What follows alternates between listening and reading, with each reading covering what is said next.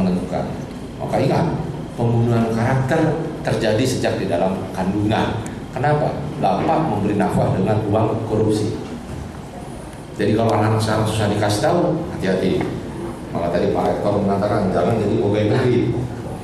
Siapa orang tua yang pegawai negeri? Saya. Banyak lah ya. Apakah orang tua kita di rumah kaya raya? Ya. Nanti dilihat. Kalau bapak tidak berbisnis, tidak punya warisan, kemudian kaya, ditanya, bapak uangnya dari mana nih? Kalau KPK mengejar, bapak masih bisa mengeles. Ya, tapi kalau anak bertanya, bapak nggak bisa ngeles itu. Kalau bapak bawa uang korupsi, maka bapak merusak kehidupan aku dengan ibu. Oh kau ya. Ya, kalau ternyata betul bapak korupsi, kamu nggak dibiayai, hubungi saya ya. Nanti saya bantu dengan lembaga-lembaga sosial. Serius ini. Maka mereka setelah kerjasama dengan teman-teman BID dan BPR, nggak ada salahnya kerjasama dengan dompet bapak juga.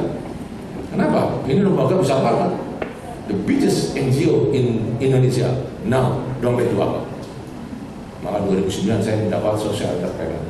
Besar sekali uangnya. Saya tidak boleh sebut namanya. Lembaga-lembaga NGO di Indonesia sekarang yang minta bantuan ke dompet bapak banyak sekali.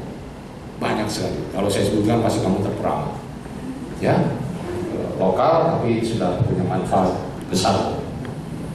Nah, jadi kita simak perjalanannya. Oke. Mungkinkah ekonomi kita menguat? Ya, pernah lihat angkanya segini banyak? Masya Allah. Ya, 5 triliun. Saya pernah lihat uang 500.000, itu 500.000 lira uang Turki. Dan Tanzania, kalau tidak salah uangnya 1 juta. Kita sudah 100.000. Dan hari ini kita 13.000 terus, more and less turun naik. Ya, sangat sebetulnya. Uang kita payah. Dokter ekonomi kita sekarang mencari dalih dan pembenaran. Kenapa begitu? Bukan memperkuat. Padahal pada waktu Pak Habibie tidak sampai 3 tahun, baru 2 tahun berjalan, dolar dari 16.000 tinggal 6.500 dan kecenderungannya terus menguat. Pak Habibie. Jadi kalau sampai nanti bekerja menjadi pejabat, bekerja, nggak usah digubris sebanyak baca-baca koran. Maka Pak Habibie diwawancara oleh wartawan. Anda kira-kira nggak terpengaruh oleh isu ini dan itu. Jawaban Pak Habibie apa? Tugas saya adalah mengelola, menjalankan negara, pemerintahan, bukan baca-baca koran. Sekarang susah sekali. Pak Habibie luar biasa. Ya, kelemahan Pak Habibie 2. 1, dia Muslim, taat lagi. Sehingga harian terbesar di Indonesia menghajar terus namanya Habibie. Puasa Senin Kamis Habibie, orangnya fresh. Hanya ini kelemahan ketiga, kalau Pak Habibie dikasih bicara, udah nggak ada titiknya terus. Tinggal tergantung kemampuan kita. Ya, Pak Habibie, Masya Allah. Berbanggalah kita punya orang uswah, termasuk uswah beliau. Ya. Mungkinkah Kopaja? Tahu Kopaja? Tahu ya? Di Semarang nggak tahu, di Jakarta banyak. Mungkinkah Kopaja menjadi begini? Ya, mungkin saja. Cuma karena namanya orang bawah, jadi ini baca nggak kebaca. Tulisannya utuhmu dandamu. Ya. Acur, Pak. Jadi mau nggak mau kalau orang-orang dari seperti itu. Tapi mungkin nggak, mungkin saja.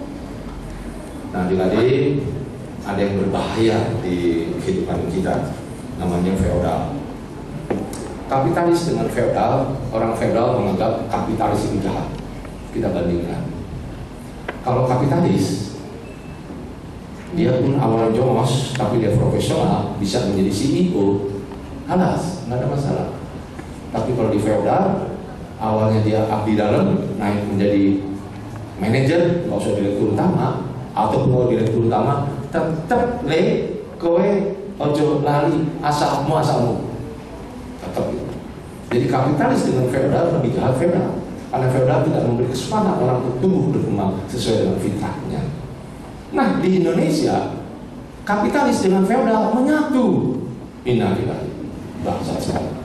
Ya, jadi feodal adalah tantangan terbesar kita. Tantangan terbesar kita. Apalagi nanti masuk di fakultas kedokteran misalnya. Fakultas dokter itu adalah new feodal. Profesor disentuh oleh juniornya, susah sekali. Orang Malaysia hari ini masih banyak belajar kedokteran di Indonesia. Ada yang tahu jawabannya kenapa? Karena murah. Setiap tahun mereka mengirimkan mungkin hampir 1.000 orang. Di Unpad, USU, di UI saya tidak tahu, di UNHAS ada, di Padang ada, sekitar 50-100 orang per universitas, dan 80% orang-orang India yang sekolah. Saya ketemu dengan Pemrek Harian Utusan, saya utarakan kaget ya. Pakcik, Anda tahu nggak? 80% setiap tahun orang India disekolahkan kedokteran. 10 tahun yang akan datang, kedokteran di Malaysia dikuasai orang-orang India. Ente sadar nggak? Oke, apa betul? Iya, coba itu dia. Itu masalah lain. Pertanyaannya, pada waktu mereka belajar kedokteran di Indonesia kan sama dengan kita. Begitu mereka pulang buka praktek, mengapa orang-orang Indonesia senang sekali berobat ke Malaysia? Coba, ada yang tahu jawaban?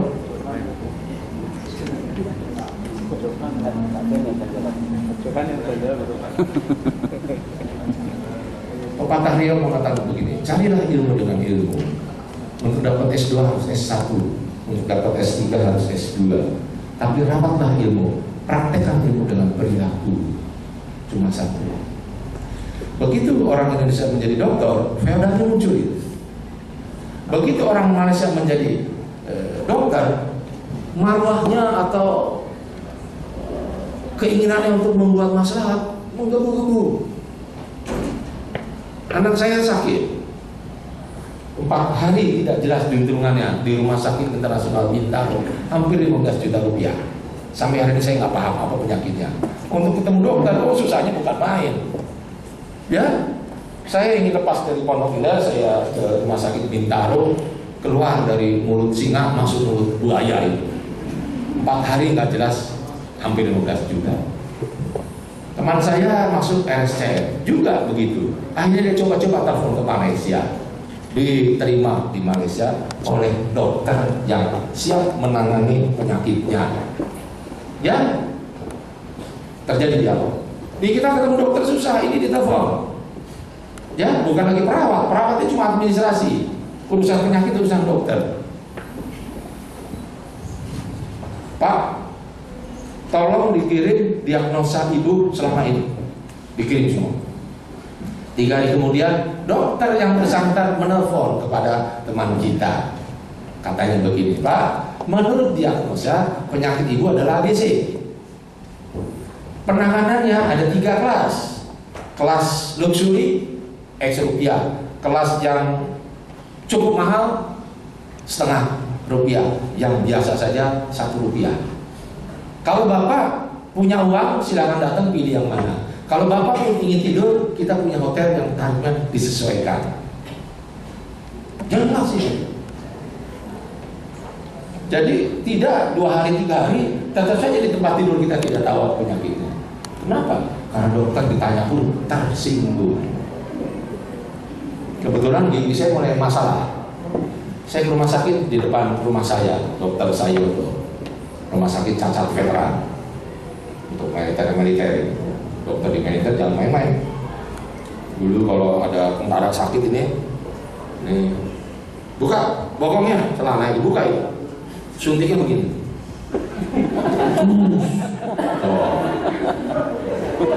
Dokter militer. Ya memang khawatirnya kalau dia patah kan gawat ya kan. Sambil bercanda aja. Untungnya nggak pasien itu begitu, pasien militer cacat veteran. Saya datang jam 8. Perawatnya bilang dokternya masih olahraga. Wah, mantap ini. Bukannya sebelum-sebelumnya paling cepat jam 10. Jadi kalau saya nunggu jam 1, ya saya juga nggak bisa jawab, Pak. Ini. Oke, saya pindah ke rumah sakit Pondok Indah. Saya tanya dokternya, belum datang, Pak. Oke, mantap. Cuma satu, nggak ada yang disiplin dokter, cuma satu, Pak. Disebutkan perempuan dokter Indah atau siapa. Dari seluruh dokter Pondok Indah yang terkenal itu cuma satu yang disiplin. Saya ke rumah sakit yang lain sama juga. Jadi kalau saya punya uang, ngapain saya periksa di Indonesia? Coba. Orang seperti saya bukan hebat ini, sudah berpikir, aduh ini Indonesia gimana sih?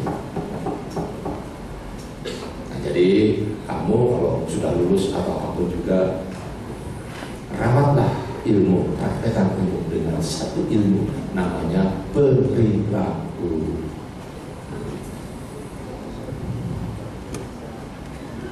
Bangunlah rumah dengan ilmu arsitek, sipil, pertukangan. Bangunlah rumah tangga dengan satu ilmu, namanya perilaku. Siapa yang sabar, maka dia memberkahi keluarganya. Rumah tinggal dibangun oleh laki-laki nih. Yang laki-laki, rumah tangga dibangun oleh yang berkerudung. Rumah tinggal dengan biaya, rumah tangga nyaris nihil biaya. Rumah tinggal kalau punya uang dibangun 3 bulan selesai. Tidak punya uang pinjam ke Mas Mujahid 15 tahun baru selesai. Hancur. Tapi rumah tangga sampai yaumil hisab tidak selesai. Rumah tinggal modelnya segala macam. Rumah tangga cuma satu, modelnya apa? Sakinah, harmoni. Dan yang paling berat adalah apa? Rumah tinggal bisa diwariskan, rumah tangga tidak bisa diwariskan. Pesan saya kepada anak-anak juga sama. Islam bisa diwariskan sayang, iman tidak bisa diwariskan. Abah selalu berpesan, sholat jangan lupa, tapi khusyuk tidak bisa diwariskan. Ya? Coba sambil kita dalam, tidak sederhana. Oke, kembali. Mungkinkah Kopaja? Mungkin. Mungkinkah Kartini? Nah, ini lebih mengerikan lagi. Habis gelap, terbitlah terang. Ya? Mungkinkah Kartini hari ini menjadi begini?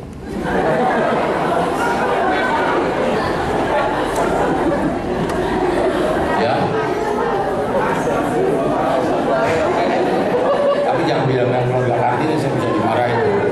Ya? Tahun 2014 berangkat gelap, pulangnya terang.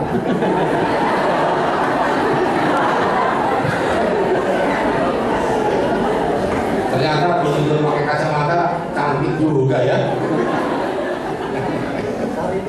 Mungkin Syahrini sekarang katanya. Syahrini punya mobil Lamborghini, masya Allah.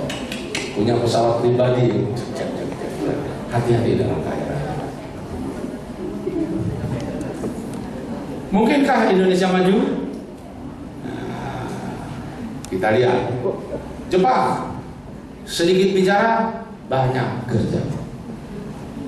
Ya, orang Jepang. Orang Amerika, Barack Obama, banyak bicara, banyak bicara. Banyak kerja, banyak bicara. Orang India, sedikit bicara, banyak bicara, sedikit kerja. Kalau orang Indonesia, karena contohnya bolot, maka lain dibicarakan, lain dikerjakan. Ya contohnya bolot, kalau contohnya Pak Dekan, siap maju. Ya.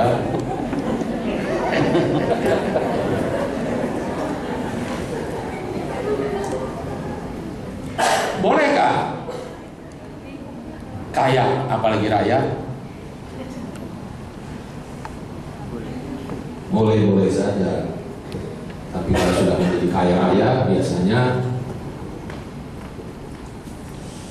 dua sisi kaya raya. Satu, kikir.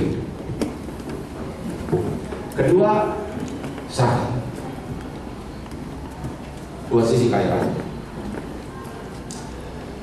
Kikir pasti negatif, tidak bermanfaat.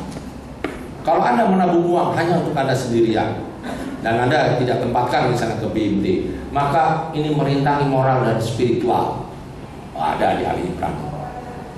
Anda kaya sendirian ini, maka uang itu Anda pegang dan tidak diapa-apakan. Maka hadis mengatakan kelebihan air jangan dicegah karena akan mematikan tanaman yang lain. Maka Asubah, HIPA, himpunan petani pengguna air itu masalah hidup mati. Jadi kalau Anda kaya sendirian, Anda tidak tempatkan kepada lembaga yang pas, maka bencana. Kikir. Kedua, serakah. Sudahlah, kalau orang serakah, kamu sudah paham lebih. Nah, semalam juga ngobrol dengan Pak Dekan dan beberapa dosen yang lain. Saya mengambil contoh ke minimarket. Siapa yang suka belanja ke minimarket? Hampir semua lah dari kita ya. Nih, kalau anak istri saya hampir saya haramkan ke minimarket. Kalau tidak terpaksa betul, jangan injak kaki ke minimarket. Kenapa? Tahu Alfamart jumlahnya berapa hari ini? Nggak ada yang tahu? 10.000 banyaknya. Lebih banyak lah, 10.000 katakan. Tahu omsetnya per hari berapa? 20 juta rupiah. 20 juta kali 10.000 per hari berapa? Omset per hari. Banyak, berapa? 10.000 kali 20 juta. Kalau kamu nggak bisa menghitung, gagal menjadi orang kaya ini. 10.000 kali 20 juta. 200 miliar. 1,5 triliun setiap hari. Sebulan? 1 tahun. Kalau pemilik Alfamart mengambil 0,5% atau 1% keuntungan bersih, berapa per hari? 1% dari 200 miliar, 2 miliar per hari.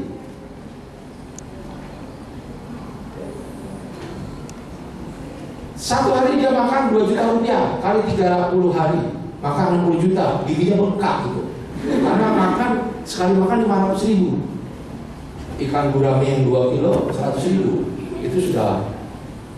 Kalau kita cari nafkah itu butuh kemampuan, tapi menghabiskan makanan butuh kemauan. Ya, kalau cari nafkah kemampuan, tapi kalau ngabisin makanan kemauan, beda. Kalau dia 1% per hari bersih, 2 miliar per hari dia kantongin. Kemudian 1 miliar dia sisihkan untuk membeli tanah di Semarang. Setiap hari 1 miliar membeli tanah. 2 tahun Semarang sudah habis dilalap. Dan kita sekarang senang-senang belanja ke sana. Dan kita hanya memenuhi, menambah kantong pemilik minimarket. Maka pemilik Alfamart 2013 masuk menembus 10 besar orang terkaya di Indonesia. Kamu tahu hadisnya, Muslim yang baik adalah mengkonsumsi dari produk Muslim yang lain. Kita punya hadisnya, sementara orang-orang Yahudi yang melakukannya. Dasar-dasar seperti kamu saya, dasar-dasar kembali kepada diri kita. Jadi kalau hal seperti ini kita nggak mau tahu, jangan pernah bercita-cita menegakkan ekonomi Islam. Jangan. Ya. Indomaret sama. Maka saran saya sekarang kepada kamu-kamu, kenapa kita tidak membuat minimarket sendiri? Di fakultas kita beri ke sini. Mau buat. Ya. Mau buat. Karena masuk ke minimarket apa produknya? 99% produknya adalah fabrikan juga. Nggak ada yang nggak fabrikan.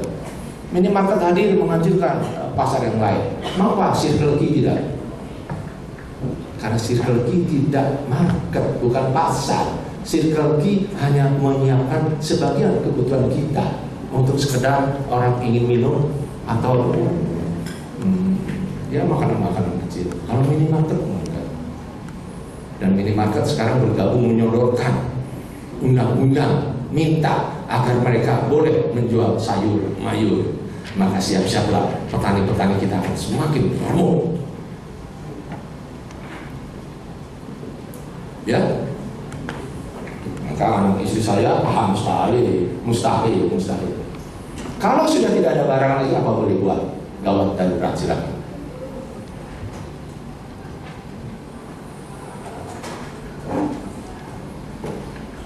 Bolehkah kaya apalagi raya? Perempuan berdandan 1 miliar. Coba, ya, berdandan 1 miliar. Maka Allah itu maha tahu. Dia tidak memberikan saya istri yang artis. Istri artis begitu lipstick, Lancome 10 juta rupiah. Ya, Allah maha tahu. Kita lihat. Nggak kebaca ya. Peter Saron, kerudungnya 5 juta. Jangan tanya terbuat dari apa, pokoknya mahal aja. Dompetnya 70 juta. Ya. Jamnya 40 juta. Tasnya 470 juta. Hermes merek. Saya pada waktu ke Hong Kong, saya tanya, 1.500 juta, 1,5 juta Hong Kong. Ini nggak salah, nggak tas.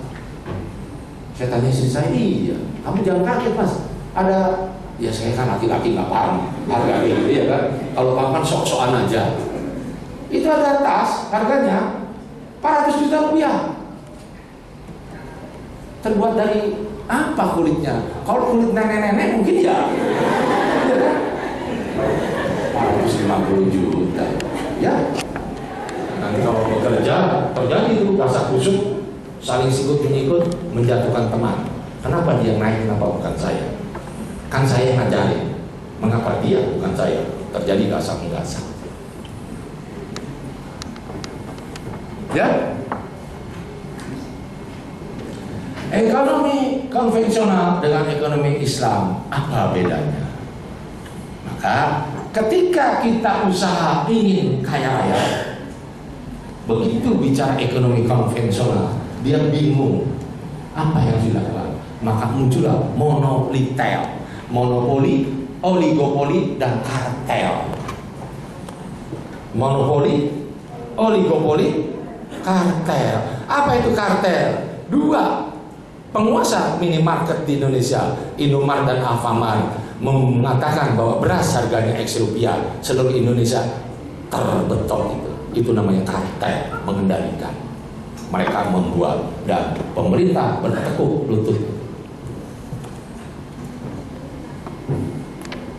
Ya, ekonomi konvensional. Jadi pangan di dunia hanya dikuasai oleh 6 pemain dunia. Menurut Abu Bakar, Mustafa Abu Bakar, pernah menjadi gubernur Aceh dan pernah menjadi kepala Bulog. Dia mengatakan pangan di dunia dikuasai oleh 6 pemain dunia. Nggak bisa ditakati. Ya, andai Indofood membuat tepungnya bukan dari gandum tapi dari singkong, maka berbahagia petani Indonesia. Tapi karena tepungnya dari gandum, maka berbahagialah petani-petani Amerika. Ya, kekeliruan pertama, buah impor masuk Jakarta. Kekeliruan kedua, buah impor masuk ke Bogor. Kekeliruan ketiga, buah impor masuk ke IPB. Kekeliruan keempat, Sivitas Akademika IPB makan buah impor. Kekeliruan berikutnya, makan buah impor merasa tidak punya salah. Maka pada awal lustrum Universitas Nasional ke-50, Sultan Takdir Ali Sabanda mengatakan, mengapa ada buah namanya ikan siam, ada beras siam, ada sirsak macam-macam, bagus sekali. Mengapa tidak ada namanya beras Bogor, ikan sepat Bogor? Marah IPB dan memutus kontrak kerjasama UNAS dengan IPB.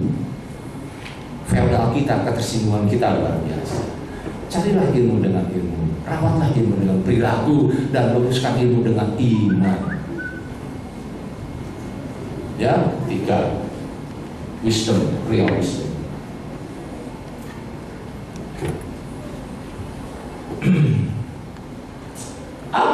tujuan ekonomi Islam? Membangun tamadun, membangun peradaban.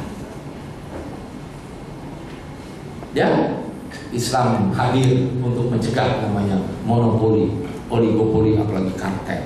Semua orang punya hak, kelebihan air jangan ditahan. Jadi beda sekali. Adik-adik, mesti hati-hati. Harvard pun harusnya sudah membuka jurusan ekonomi syariah. Kemarin direkturnya Tamsis tahun kemarin atau 2 tahun yang lalu, Pak Saad Soeharto, itu perhimpunan BIMT itu punya satu fungsi, yaitu bicara tentang likuiditas untuk menjadi induk apex banknya atau induk operasinya, ya. Maka itu memenuhi kebutuhan keuangan dari anggotanya.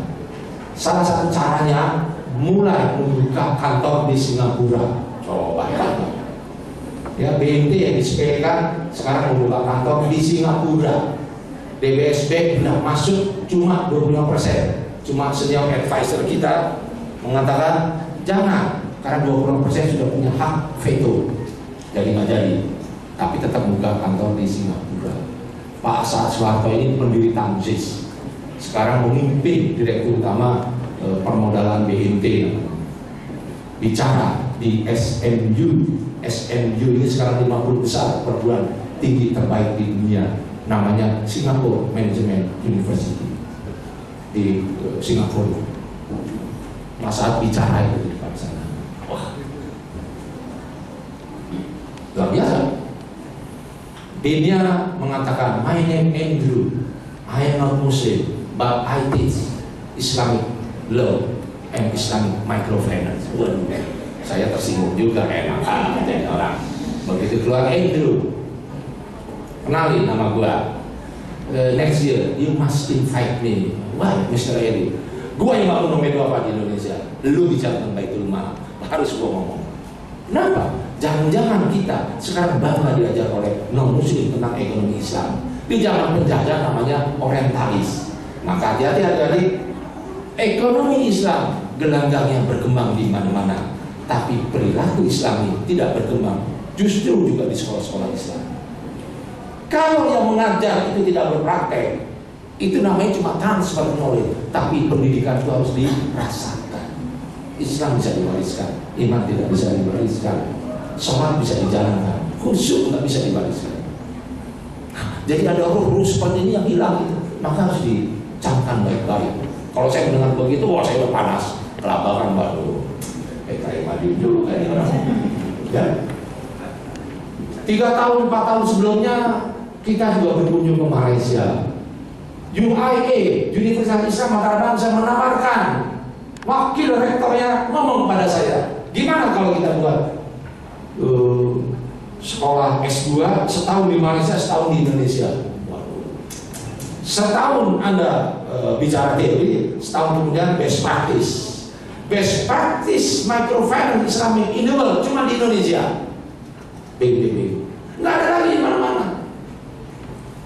Jadi terbuka sekali kesempatan, hebat-hebat.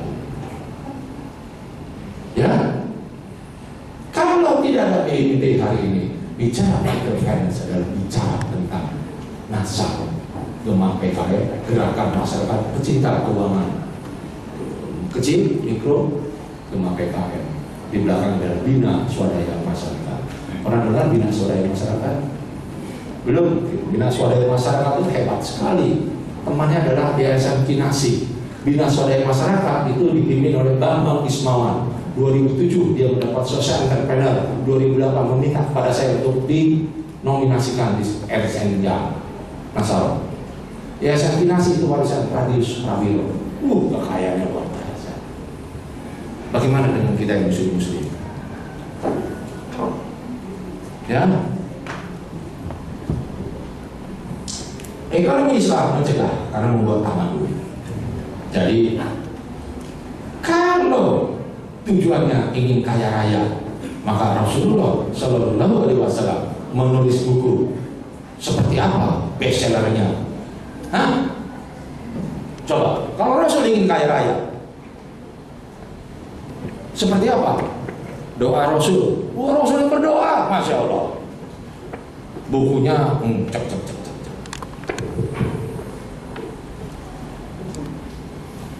Kita ibrahkan dengan zakat.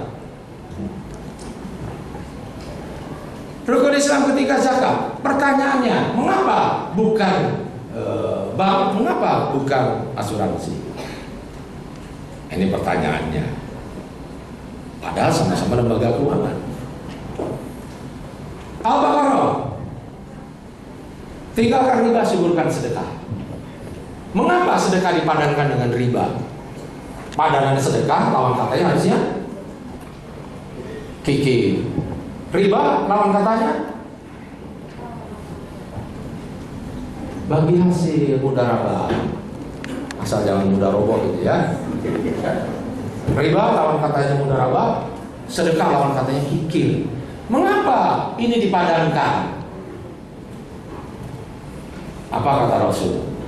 Di dalam 1 dirham riba mengandung 72 dosa. Dosa terkecil? Masa belum tahu? Dosa terkecil? Menzinai ibu kandungnya sendiri. Coba.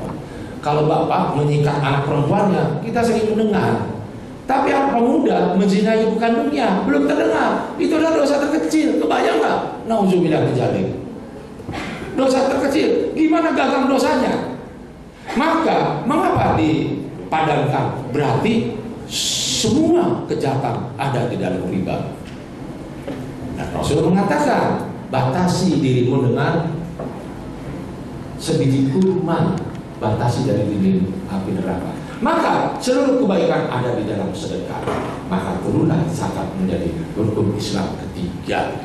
Yang Ibnu Taimiyah mengatakan keputusan politik paling penting di dalam Islam adalah zakat. Keputusan politik paling penting di dalam Islam adalah zakat. Karena hidup ini landasannya sedekah. Maka ekonomi Islam dibangun dengan sedekah bagi hasil. Tidak untuk kepentingan sendiri. Landasannya sedekah.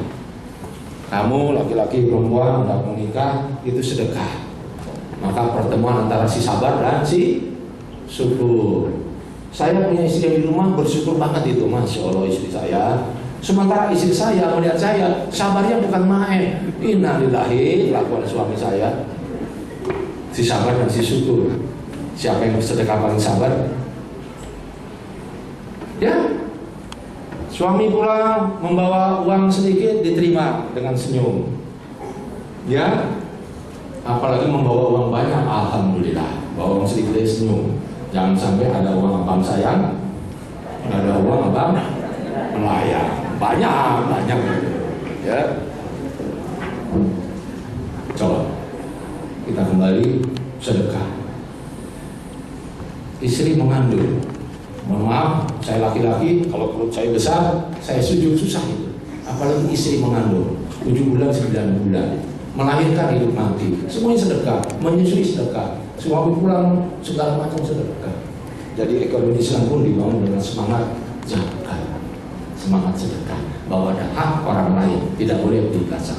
Itu intinya.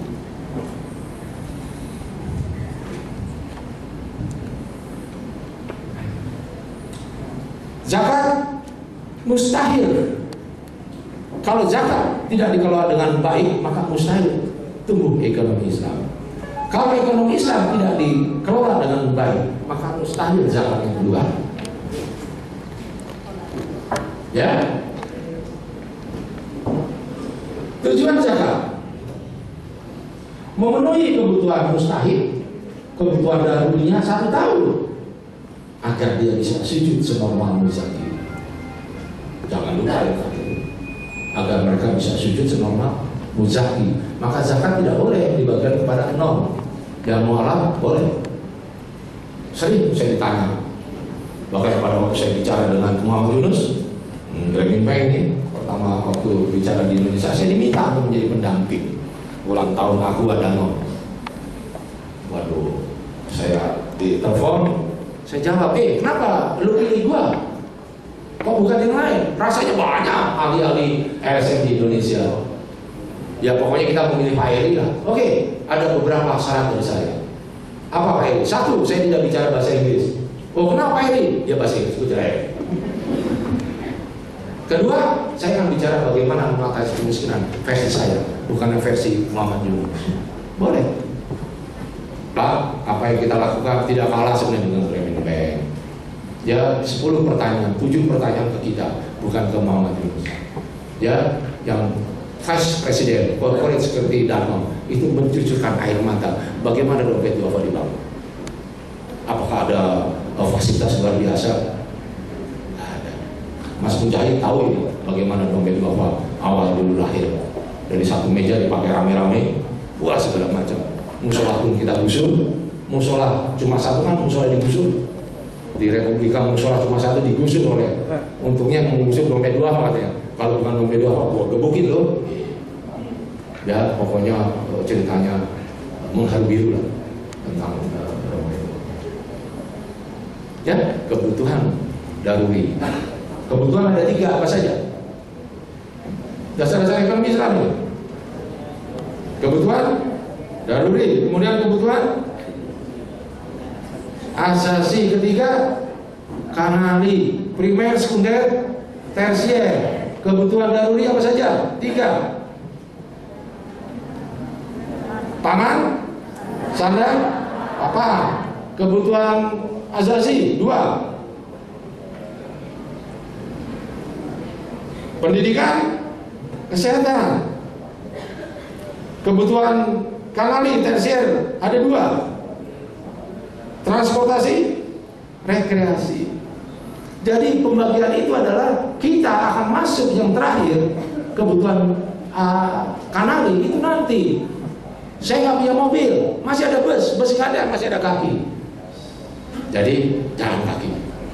Tapi kalau pangan wajib itu. Maka begitu Rasul bersalaman dengan orang tangannya kasar, dia cium tangan ini. Tangan ini ahli surga. Kenapa? Karena dia bekerja petani, memenuhi kebutuhan hidup hajat orang banyak.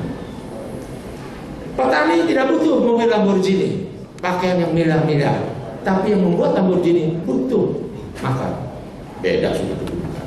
Maka pangan harus diutamakan.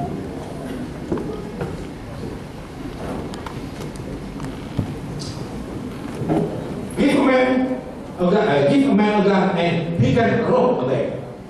Beri laki-laki senjata, maka dia bisa merampok bank. Ya, bawahnya beri laki-laki sebuah bank, maka dia akan merampok.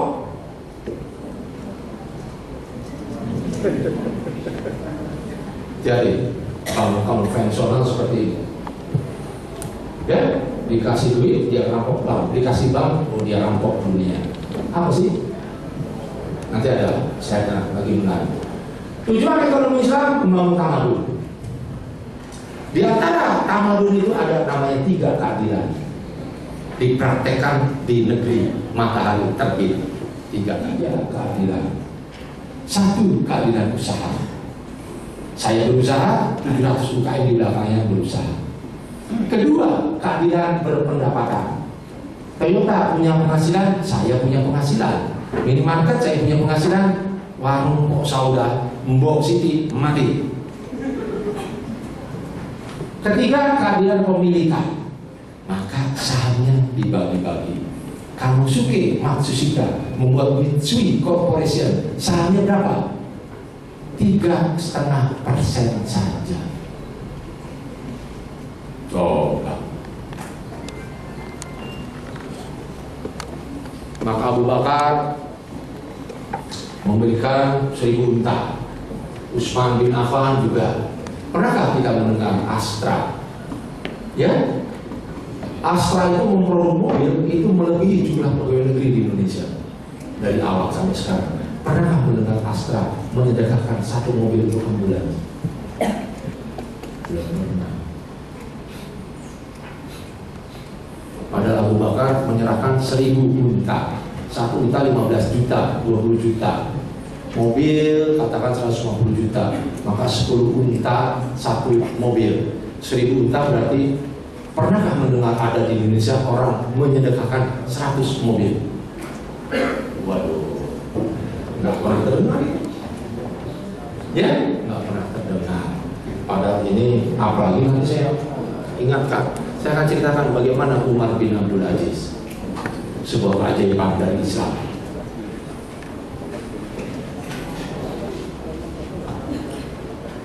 Ekonomi Islam nahi mungkar, bukan sekedar amar ma'ruf. Kalau nahi mungkar itu tanggung jawab bersama. Ada teman korupsi, Rasul mengatakan kalau Fatimah mencuri, aku potong tangannya. Sekarang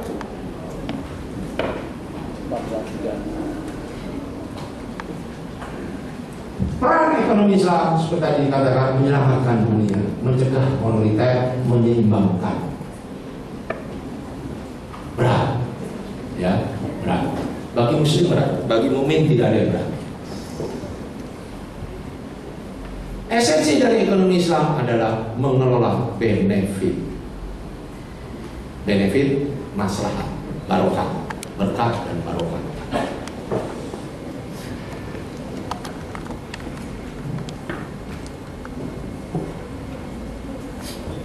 Hati-hati kalau kita membuat bank harus menghindari kata-kata al-fasad. Zakat turun, redistribusi aset.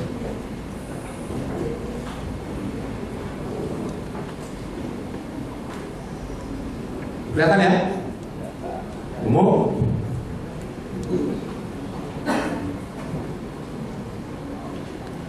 Kita lihat yang umum, banking system. Government menyiapkan seluruh peraturan fasilitas dan akhirnya rakyat yang dihisap. Kalau banknya tidak berdasar syariah, ini yang terjadi. Pernah mendengar BLI berapa? Jumlah BLI? Apa singkatan BLI? Harus dipelajari ini. Kalau kamu ingin menjadi ahli syariah harus pelajari. BLI itu Bantuan Likuiditas Bank Indonesia. Berapa jumlah penerima BLI? Cuma ratusan orang. Berapa jumlah dana yang digelontorkan? Hampir 700 triliun tahun 98. Ada bunganya? Ada. Chief Economist permodalan BNT, perhimpunan BNT, namanya Awali Rizki, menghitung, mengkalkulasi. Andai satu tahun bunganya 10%, sekarang sudah 2015. Berarti 17 tahun yang lalu. Berarti 170% bunganya. Pokoknya 600 juta ditambah 170%, maka penerima BLI harus mengembalikan dana ke pemerintah besarnya 1.700 triliun rupiah. Tahun 99, tahun 2000 di Singapura 30.000, hampir 40.000 orang kaya baru menetap di Singapura. Sepertiganya dari Indonesia dan 80% penerima BLBI, 20% adalah para koruptor di Indonesia. Ya, Singapura, pepatah Arab mengatakan pasukan domba yang dipimpin singa pasti mengalahkan pasukan singa yang dipimpin domba. Singapura itu domba-domba itu, tapi pemimpinnya Lee Kuan Yew, singa itu. Pada waktu Harun, siapa kakak Umar ini kita yang Usman dan Harun ditangkap, infiltrasi ke Malaysia melalui Singapura, dihukum gantung. Soeharto meminta, pada waktu itu Indonesia sangat ditakuti, jangan dihukum gantung, bebaskan saja.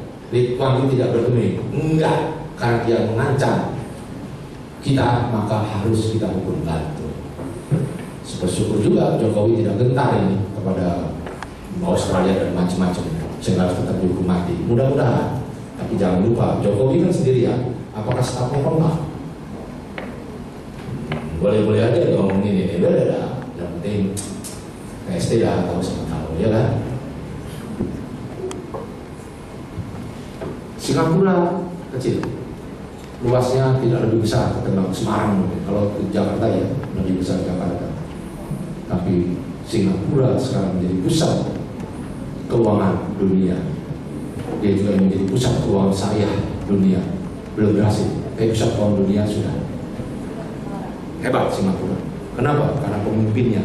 Oleh karena itu Lee Kuan Yew menjadi ketua perantauan Cina dunia. Ya, tahun 60-an Singapura mulai berdiri, Lee Kuan Yew menanam pohon termbesi dan mahoni. Tahun 60-an Ali Sadikin, gubernur terakhir yang dilantik oleh Soekarno, dan Ali Sadikin menanam pohon akasia dengan harapan penggantinya mengganti. Sekarang kalau Anda Singapura, subhanallah, pohonnya segini-gini gajah, rindang. Seluruh dunia belajar City Green kepada Singapura, dan Deng Xiaoping Cina mengatakan seluruh kota-kota di Tiongkok harus mencontoh Singapura.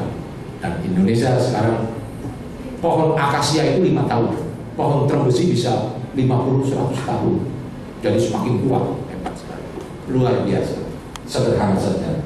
Yang saya sedihnya adalah jangan menanam termbesi Pantura.